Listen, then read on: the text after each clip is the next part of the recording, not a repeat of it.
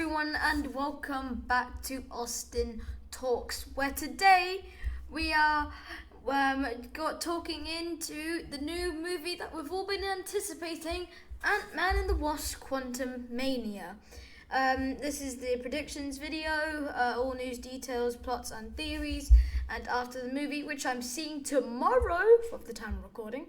Yep, I'm seeing it tomorrow, and I will try and get my reviews done as much as possible, and we may have a special guest on that video.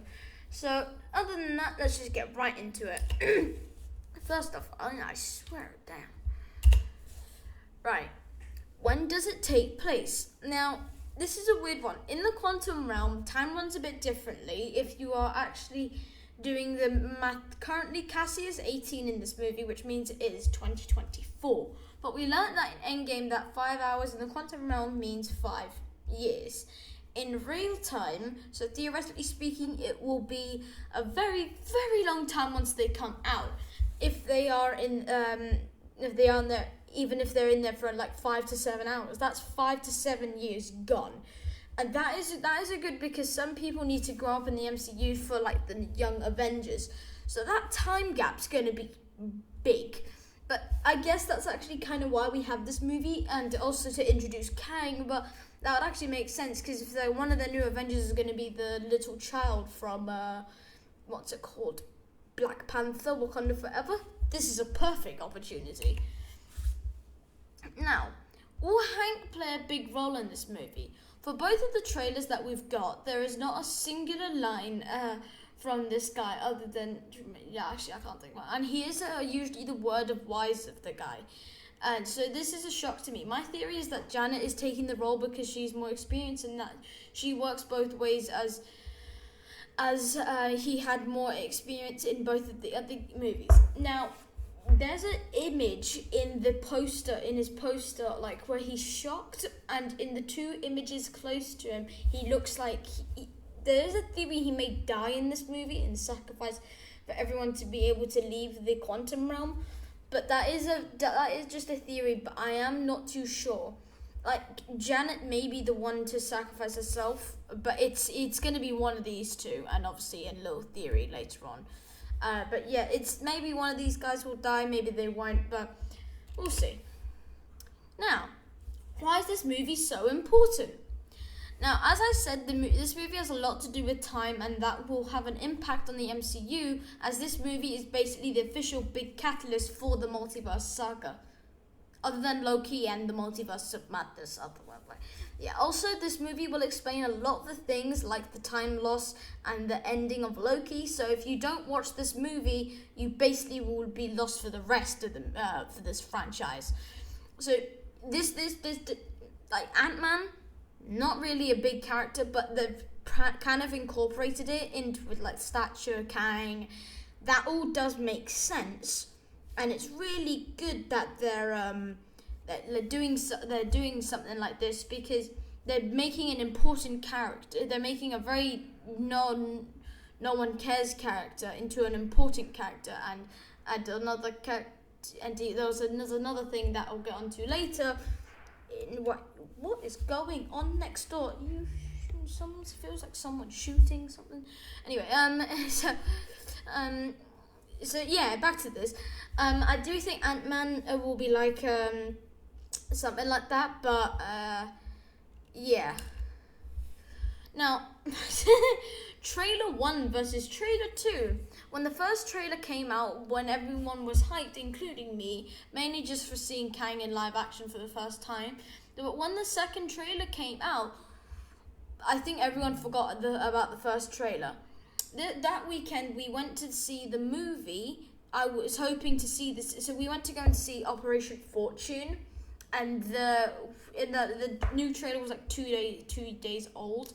And I thought they would actually put it in. But it wasn't, so that was depressing. The second trailer was well worth it and made even more of an impact, and you may notice something about them. So there's red in the background, which means usually like death. And look at Ant-Man's face, very distressed. But then you look at Kang's face, like he's won.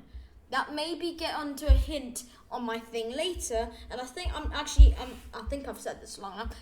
There's a theory that Ant-Man may die, and I'll get onto a little bit and why. Like, but the trailer 2 was just mental. Like that final scene where he's like blasting his hands with power. Now that was a well-wanted scene. Now, comic accuracy. I will say for this movie, they have hit them all bang on. The Kang suit was just a gawk, whilst the look we have here is not the actual MODOK, this was a concept art. The Funko Pop is really accurate to what we see in the trailer, very weird. And the suit, I kid you not, it literally looks like it's been ripped out of the comic. Like, yeah, we'll just rip that page out and then we'll staple it onto a trailer. But no, it genuinely, it's really accurate. And it's just like, so overall, considering this is only February, I will take this video into consideration in saying this may just win the comic accuracy of the 2023 award. I mean, Kang's suit, just look at it, like the purple, I bet you Jonathan Majors feels so powerful in that suit. I would just kill to be in that suit. I mean, I wouldn't have to do much, all I just need to change his timeline. Right, as I said, introduction to stature. Brought to you by thedirect.com. It is good that throughout Phase 4 and 5 they've been introducing each new of the Avengers, and this is another step closer to that finish line. Honestly, Stature is a very good character to be introduced in a movie like this, and this could be hinting at the potential Iron Lad and Stature comic accurate love interest, because this character and movie are making me more excited for this movie than I thought would be impossible. Like, I'm not a big Ant-Man fan. Ant-Man 1, great. Ant-Man 2, boy, I hated that. I really regret going to the cinema to see that. I don't know, I think it was still in, yeah. It was really, really bad. Then come this it's like good, bad, and then this is not the ugly, this is the masterpiece.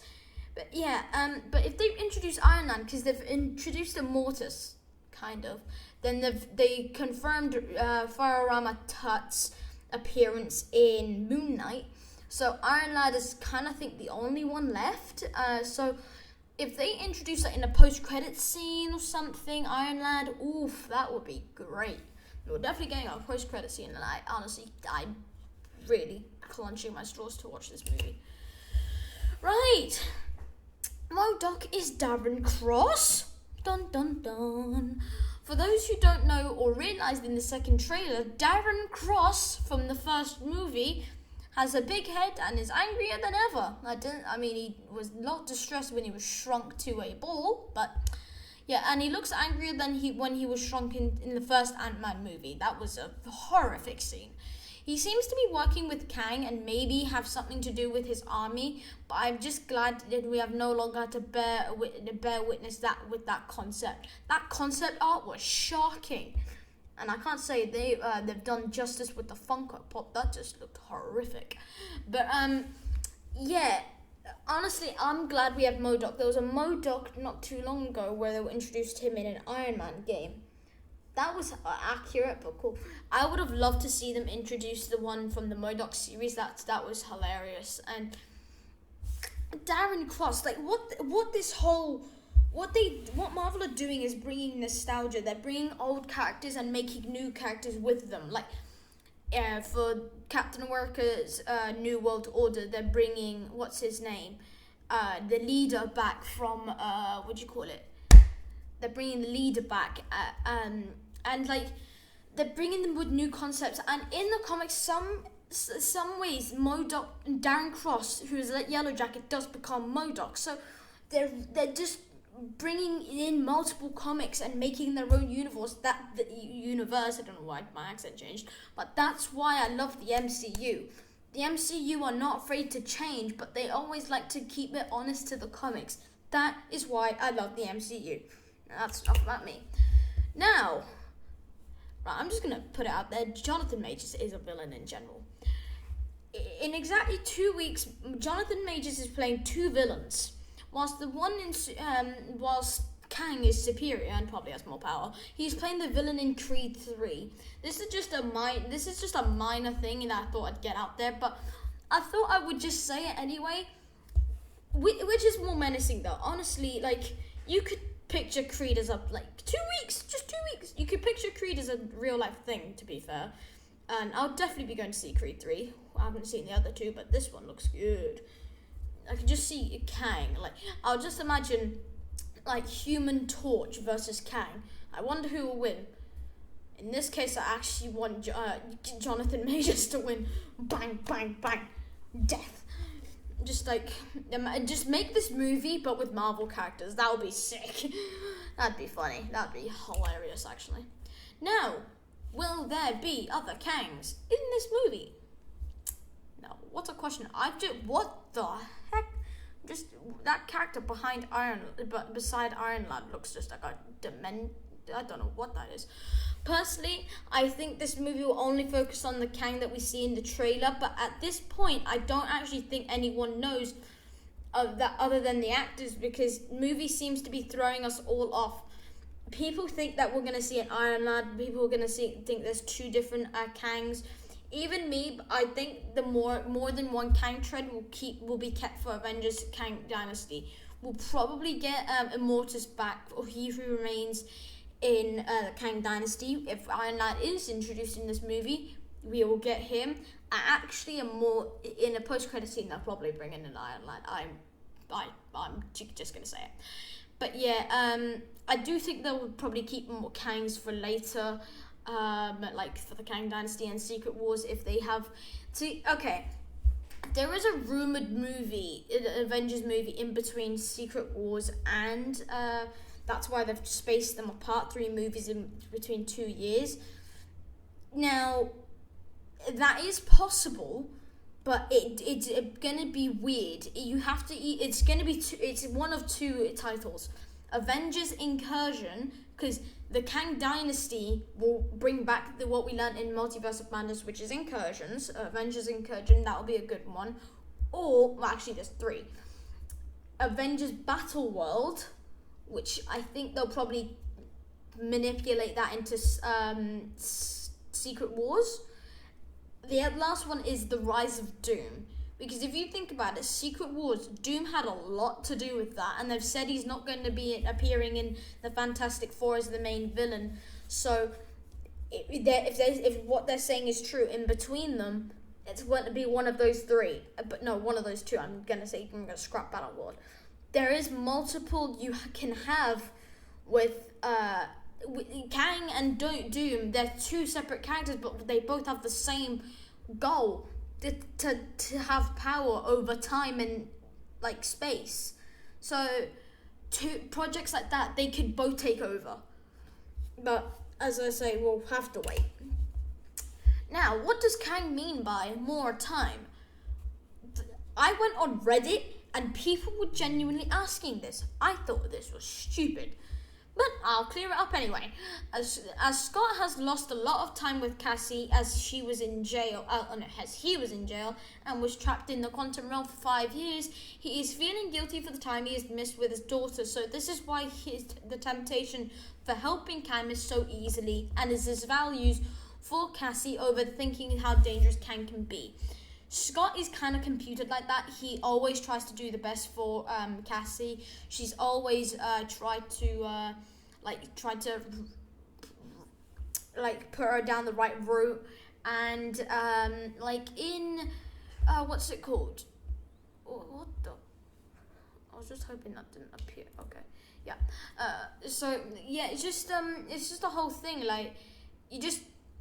Like, if you had a kid, like, say for example, my parents, if they lost like 5 years with me or my brother, they would be devastated, and it's completely understandable. But like with a character like Kang, his whole goal and his power is manipulation.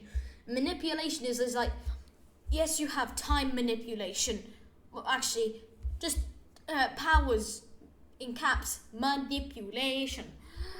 So like that's just him. That's his whole like concept. And like, I think that's a really weird. It's a cool character because majority of them just want, they're eager to have power. They just want everything. But Kang's more theoretic. He's like, he uses his brain. He doesn't use his. He thinks about stuff. Well, mainly because he already knows it from the future. After all, he was born in the 31st century. Now, how did Kang get his tech? Oh, whoa. Well, whilst it will be confirmed, I personally think Robert Downey Jr. is coming back to play a different type of Iron Man, possibly superior Iron Man. That tech would be handy for Kang, and Kang has killed all of the Avengers before, so this could be. And another Nathaniel Rich is able to retrieve Iron Man tech. Why can't this one? Like, Iron Lad, he got Iron Man tech, and we've been waiting for a superior Iron Man for quite a while. And he's killed every single Avenger many times, except Ant-Man, I believe. So, this is not so far-fetched, but Axia, I think it's Axia or Kryla, no, Kryla's the guy. Axia is a place in the quantum realm, which I'll get into Kryla in a little bit, why that's more important to him. But I actually think this is his base, and I think MODOK and Kang worked on this together, but Kang's not really someone to work with team. He's more self-reliant, if you know what I mean. Speaking of Kang's army, now we've seen many armies throughout the MCU, like Gor's Black Globs and Mandarin's army, but none compared to this monstrosity. We'll just take a minute to see what's on screen. There's like 15. Like, this shot reminds me of Star Wars. Someone cannot say to me saying that looks nothing like Star Wars. If you say that, I will punch you. It literally looks like the ending scene either in Attack of the Clones. It literally like 1,500 Kang soldiers, and a lot of these people will not die. That's the significance. And their ships. That is some techie stuff. And I mean, it's not surprising if we get his tech from Iron Man from the future. But this is just wow. I don't think you can't have this tech. You just can't. It looks like Coruscant and the Quantum Realm in one, which I loved Coruscant in Star Wars. Like, I love Star Wars anyway. Speaking of, we will be having a predictions for Mandalorian Season 3 coming out soon. Just a little plug. So, but this is one hefty army. And, like, for someone that has so much power, I don't think he needed so many people. But he's just, like, probably, like, for all the people that are probably going to help Ant-Man in this movie, they're like, okay, we'll just get soldiers to kill them, and I'll just deal with that guy. Like, even if Ant-Man grows to a humongous version, Kang one punch, that's a broken leg for ya. Now, speaking of, what is this building, and who is Kryler? Kryler is the governor of Axia, and which is the capital of the Quantum Realm, and I think this makes Kryler and Janet old friends because she was a resident here. This is a whole guess. I could be wrong. And here, once it has been confirmed, whilst we know sorry about that. Whilst we know not much yet, Kryler must be playing a big role to get a solo poster. I mean, just look at his sunglasses. He reminds me of the guy from, what's his name? Not Morty. He's Dr. something.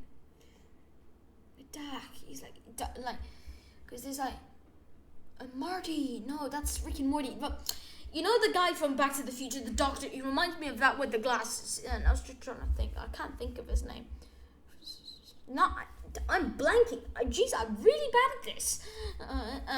But yeah, like I do like Bill Murray as an actor. He's like some things I regret in watching, like Ghostbusters. No, actually, he was good in Ghostbusters. It's Garfield.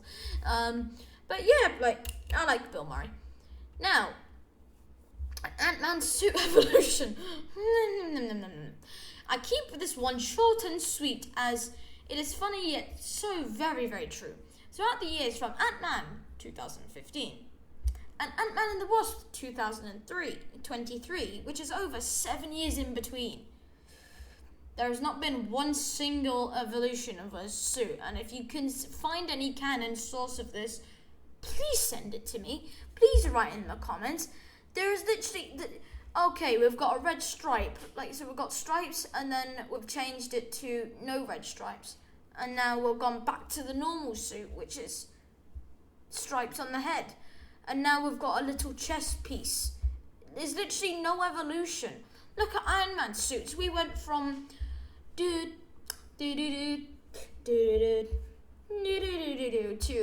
oh, I'm now nanotech boy. Try and have me now. Yeah, like that's evolution right there. This is just depressing. This is really sad. But Ant-Man's just like, I mean, I respect the first Ant-Man movie. The rest of them, oh god. Now, why is Janet so scared? I think this is obviously we learned in the last movie that she was trapped in the quantum realm for years and kind of disapproves of what it was said in the end game, but never mind. Like, yeah, literally everything that happened in Endgame just kind of ignores what happened in Ant-Man and the Wasp. I think we're trying to forget that ever happened. Now, after her time there, she probably encountered Kang, so knows his capabilities and knows how manipulative, I should have put that in caps, how manipulative he is, and that's why she is so scared for Scott, as he has been incredibly easily manipulated. I honestly, I need to put them in capitals. Yeah, like, he was easily manipulated and all that, so, like, yeah, like, she's just a character mainly of a supporter taking over for Hank after the last film. Like, we literally saw her for like 5 minutes. I actually don't remember much about the last movie, so I'm really not sure. I don't remember much. Okay, thought that wasn't working. Now, how will this link to the Kang Dynasty? Oh, this is a stupid question. Now, the visible link so far is the appearance of Kang, and more likely what will happen in this movie will have a domino effect leading on to the Kang Dynasty. That's not probably, that's a definite. I also think Cassie will be a part of the domino effect because she is confirmed a member of the New Avengers, so we shall wait and see. Well, in the case, I must hang on to the chair for February 17th is marked on my calendar, folks. Well, actually, I get to see it on the 16th because there was like a pre-booking thing for like a week, and I was able to get it, so I get to see it tomorrow. Yay! Yeah, I'm a bit excited. Actually, not a bit. I'm really excited.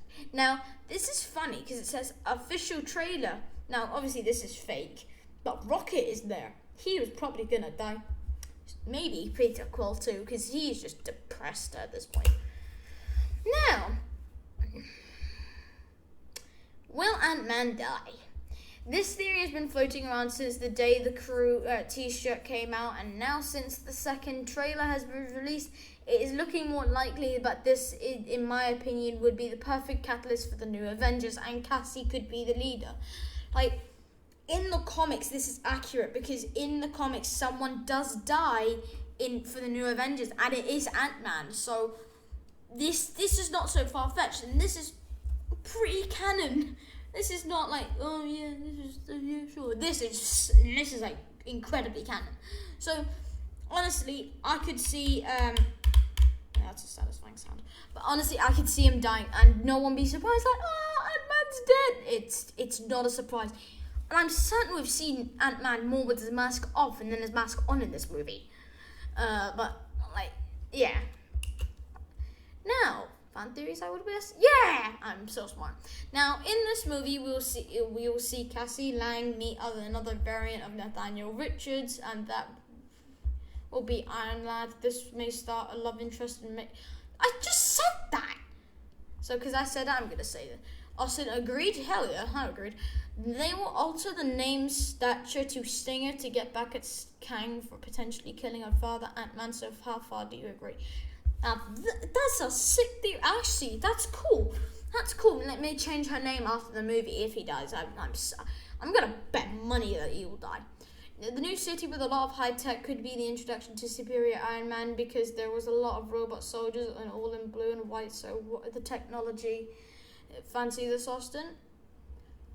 Right, the only thing I didn't say was the stinger. I said this. I'm gonna put stinger on top. The Iron Lad. I really want to see Iron Lad because there's a lot of concept art going around, and this suit looks cool. Yeah, I'm gonna say that. Then this last.